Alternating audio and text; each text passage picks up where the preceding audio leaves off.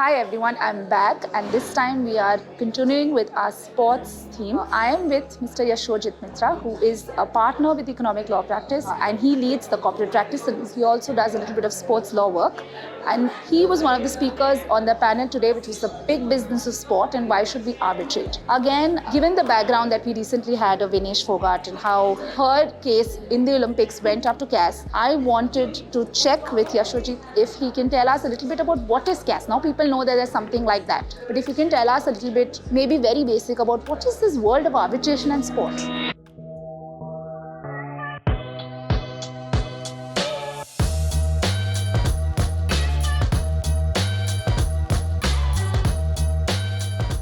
So first, to answer your question first, CAS is the apex body, which is the center of arbitration of sports. But before you go to the apex body, at least in the Indian context, you will have these federations, and these federations will have their own rules and procedures.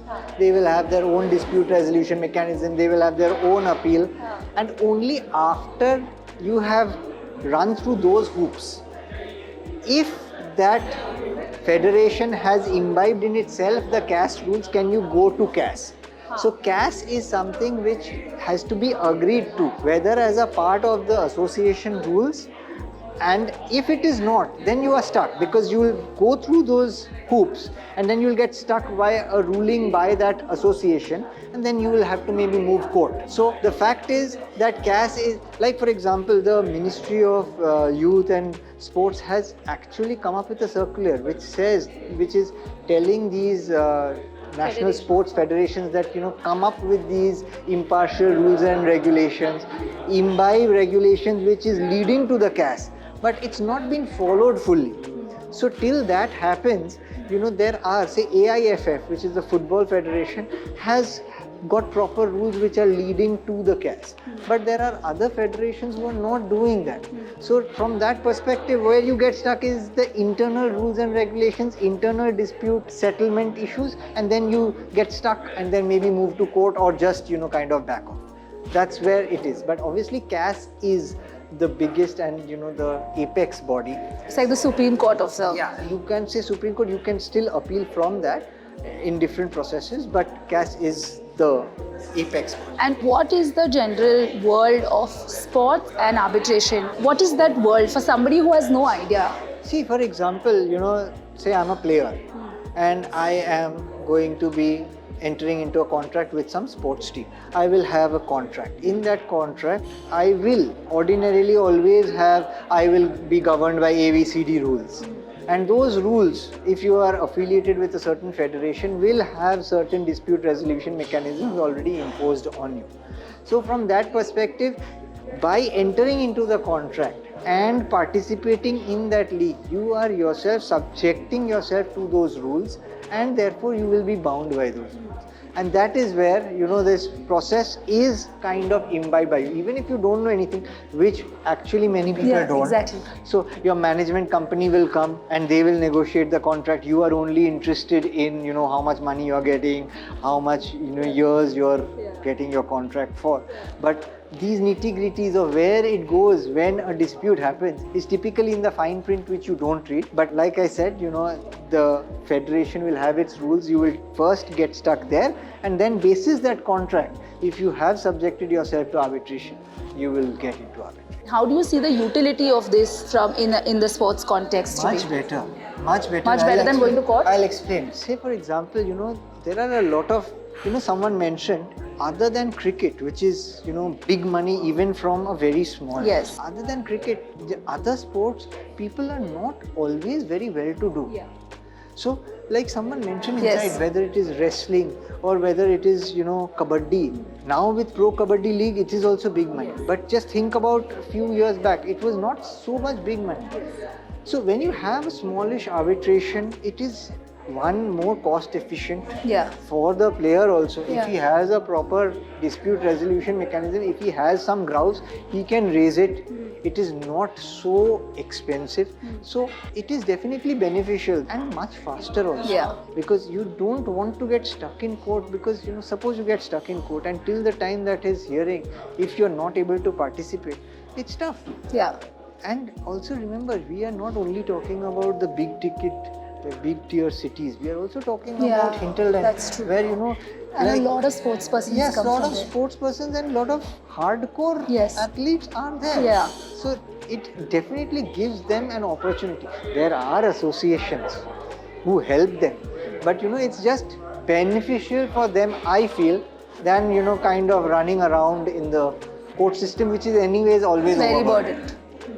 And the final question I have for you is, what are the trends that you see domestically in Indian context when it comes to sports arbitration? If you look at it from a domestic perspective, I don't think that a lot of disputes are, see, there is a lot of confidentiality also.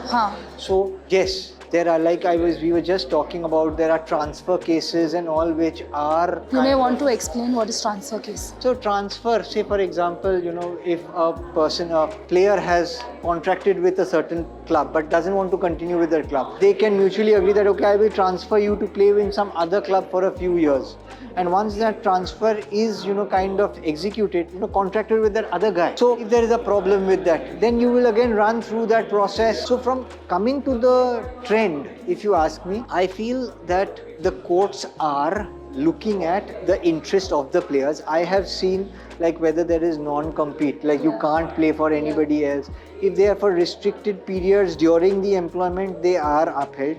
But the courts are, you know, kind of used to supporting the players. But if there, because the federation is on the other side, typically, or, you know, a big parties on the other side, they will look at the facts of the case, but it's not like players' interests are not being taken care of. That is not something I would say. Players' interests are being taken care of, but it is running this hoop. Like I said, the AIFF will have its own dispute resolution mechanism, post which it will go out.